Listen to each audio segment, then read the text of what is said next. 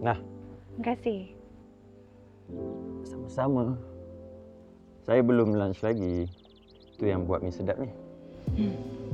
Bismillahirrahmanirrahim.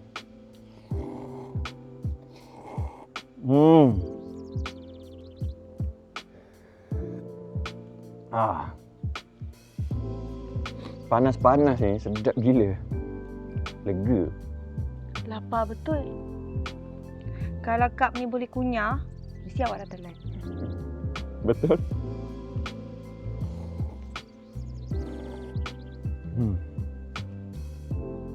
Nadia, semalam Jadi chef macam awak ni mesti best kan? best. Cuma itulah tak bebas. Sebab tu saya suka tengok live awak.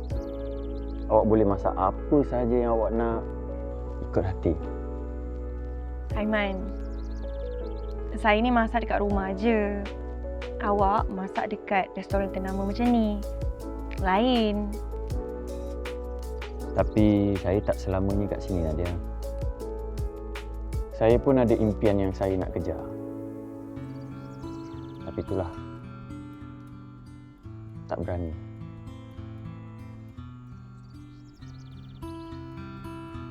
Cakap pasal impian, saya selalu bayangkan satu hari nanti saya ada tempat macam ni.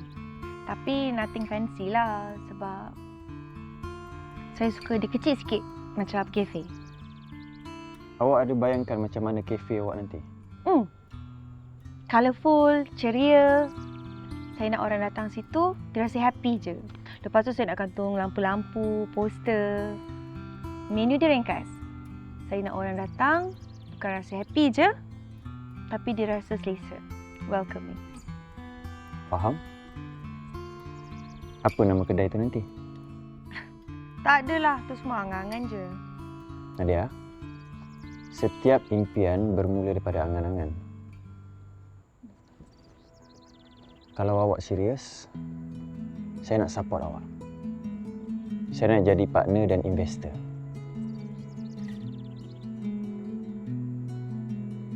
Tapi Tak ada tapi-tapi.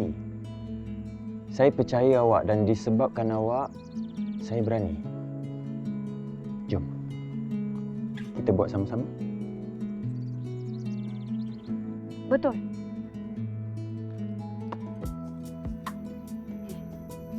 Partner.